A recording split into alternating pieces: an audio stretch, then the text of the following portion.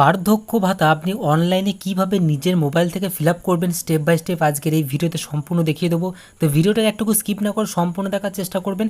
যারা বার্ধক্য ভাতা টাকা পাচ্ছেন না বা বার্ধক্য ভাতা ফর্ম ফিল আপ করতে পারছেন না, তারা কিন্তু অনলাইনের মাধ্যমে নিজের মোবাইল থেকে কিন্তু করতে পারবেন।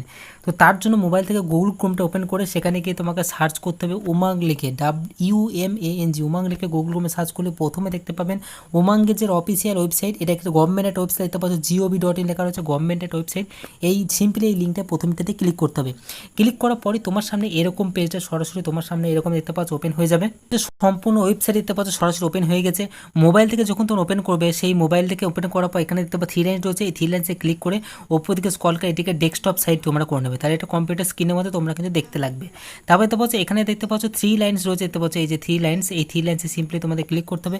ক্লিক করার পর বাঁ দিকে এখানে দেখতে পাবে রেজিস্টার বলে অপশন হচ্ছে নীল রঙের যে বটনটি, এখানে রেজিস্টার অপশনে সিম্পলি তোমাদের এখানে ক্লিক করতে হবে। তো রেজিস্টার অপশনে ক্লিক করলে দেখতে পাবে আর একটা নতুন পেজ তোমার সামনে এখানে সরাসরি ওপেন হয়ে যাবে। এখানে তোমাদের উমাঙ্গে এই ওয়েবসাইটে তোমাদের কিন্তু রেজিস্টার করতে হবে। রেজিস্টার করতে হলে উপর দিকে স্ক্রল করে দেখতে পাবে new Umang on register here, দেখতে পাচ্ছ এই যে অপশন রয়েছে, এই রেজিস্টার হেয়ার অপশনে সিম্পলি তোমাদের ক্লিক করতে হবে।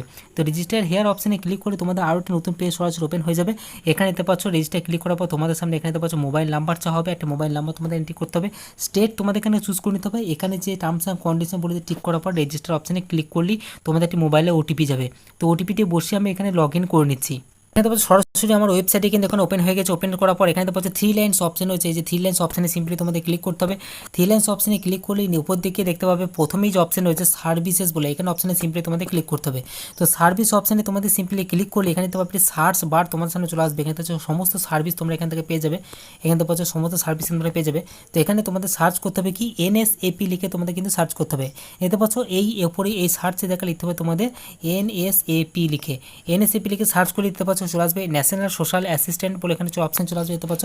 এই অপশানে সিম্পলি তোমাদের ক্লিক করতে হবে। তো এই অপশানে ক্লিক করলেই একটি নতুন পেজ তোমাদের সরাসরি এখানে ওপেন হবে। এখানে দেখতে পাবে ভিউ বেনিফিশিয়ারি পেমেন্ট স্ট্যাটাস, এখানে দেখতে পাবে আর এটা পাচ্ছে অ্যাপ্লাই অনলাইন, এই অপশানে সিম্পলি তোমাদের ক্লিক করতে হবে। এই যে অ্যাপ্লাই অনলাইন এই অপশানে সিম্পলি তোমাদের ক্লিক করলেই নতুন পেজ সরাসরি ফর্মটা কিন্তু তোমাদের সামনে এখানে দেখতে পাচ্ছ ওপেন হয়ে যাবে, লোডিং হয়ে। এখানে তিনটে স্টেপ তোমাদের থাকবে। একটা হচ্ছে অ্যাপ্লিকেশন ডিটেলস তোমাদের দিতে হবে, অ্যাকাউন্ট ডিটেলস তোমাদের দিতে হবে এবং আধার কার্ড ভেরিফিকেশন তোমাদের করতে হবে। তো এখানে দেখতে পাচ্ছ স্কিমের নাম, এখানে তোমরা শুধুমাত্র ওল্ড এজ পেনশনের যোজনা ফিল আপ করতে হবে এমনটা নয়।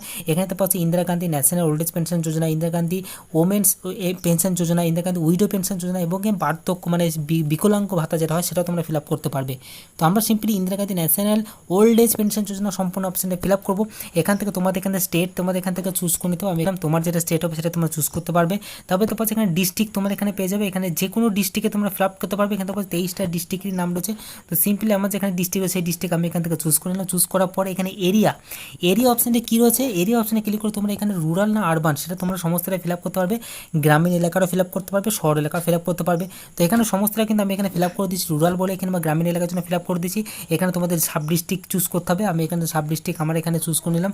চুজ করার পরে এখানে তো পাচ্ছ গ্রাম পঞ্চায়েত তোমাদের এখানে সিলেক্ট করতে হবে। তো আমি এখানে গ্রাম পঞ্চায়েত সিলেক্ট করে নিলাম। ভিলেজ তোমাদের এখানে চুজ করতে হবে। দেখতে পাচ্ছ ভিলেজের নাম সমস্ত এখানে চলে আসবে, ওই ব্লকের আন্ডারে ওই পঞ্চায়েতের যত করে চলে আসবে, ডিস্ট্রিক্ট সমস্ত চলে আসবে। হ্যাবিটেশন তোমাদের এখানে যে গ্রামের নাম সেটাও এখানে চলে আসবে। নেম লিখতে হবে এখানটায়। এখানে দেখতে পাচ্ছ যে বার্ধক্য ভাতার বেনিফিশিয়ারি হবে তার নাম এখানটা উল্লেখ করতে হবে। উল্লেখ করার পর এখানে তার ফাদার্স নেম উল্লেখ করতে হবে। এটা আধার কার্ডে যেরকম সেই ডিটেলস তোমরা ফিল আপ করবে। জেন্ডার মেল না ফিমেল তোমরা চুজ করতে হবে। ডেট অফ বার্থ তোমাদের এখানে লিখতে হবে। ডেট অফ বার্থ যেই তোমরা ফিল আপ করবে এখানটা অটোমেটিক এজটা ক্যালকুলেশন হয়ে এখানে চলে আসবে।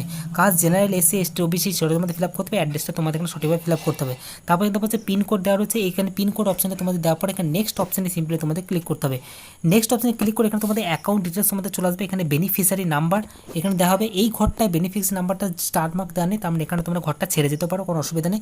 এখানে মোবাইল নাম্বার তোমাদেরকে এন্ট্রি করতে হবে এবং এখানে পেমেন্ট মোড দেখতে পাচ্ছ অনেকগুলো অপশান রয়েছে। পেমেন্ট মোডে এখানে পাচ্ছ অ্যাকাউন্ট ব্যাঙ্ক অ্যাকাউন্ট ডিটেলস রয়েছে, মানে ব্যাঙ্ক অ্যাকাউন্টের ডিটেলসের মাধ্যমে তোমরা টাকা নিতে পারবে বা দেখতে পাচ্ছ ক্যাশের মাধ্যমে তোমরা টাকা নিতে পারবে, পোস্ট অফিস অ্যাকাউন্টের মাধ্যমে টাকা নিতে পারবে, পোস্ট অফিস মানি অর্ডারের মাধ্যমে টাকা নিতে পারবে।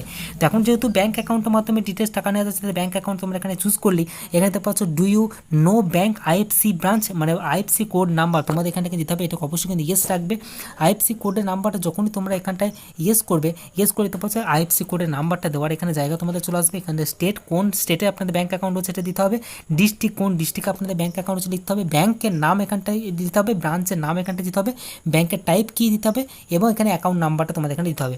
দেওয়ার পরে তোমাদের এখানে দিতে পারছে নেক্সট বলে বটন আছে, এই নেক্সট বটনে সিম্পলি তোমাদের ক্লিক করতে হবে। নেক্সট বলে ক্লিক করার পর এখানে পাচ্ছে আধার ভেরিফিকেশন চলে আসবে। এখানে আধার কার্ডে যেরকম নাম দেওয়া রয়েছে আপনার সেরকম আধার কার্ড নাম্বারটা নাম এখানে লিখতে হবে, আধার কার্ড নাম্বার এখানটা দিতে হবে এবং আধার কার্ডের ছবিটি এখানে 50 কেবির মধ্যে জেপিজি ফাইলে তোমাদের এখানে আপলোড করতে হবে। আপলোড করার পরে এখানে তো পাচ্ছে আপনার সাবমিট বলে একটা অপশন আসবে, সাবমিট অপশানে সিম্পলি তোমাদের ক্লিক করতে হবে। সাবমিট অপশানে ক্লিক করি তোমাদের সামনে এরকম একটা মোবাইলে ওটিপি চলে আসবে। ওটিপিটি হচ্ছে যে মোবাইল নাম্বারটা আধার কার্ডের সঙ্গে ফোন নাম্বার লিঙ্ক করা হচ্ছে সেই মোবাইল নাম্বারে একটা ওটিপি যাবে। ওটিপিটি বসিয়ে দেওয়ার পর ভেরিফাই ওটিপিতে ক্লিক করতে হবে। ভেরিফাই ওটিপিতে ক্লিক করার পরে তোমাদের সামনে অ্যাপ্লিকেশন নাম্বারটা এখানে পাশে চলে আসবে, যে অ্যাপ্লিকেশনে ফিল আপ করে সেই অ্যাপ্লিকেশন নাম্বারটা নোট করে রাখবে।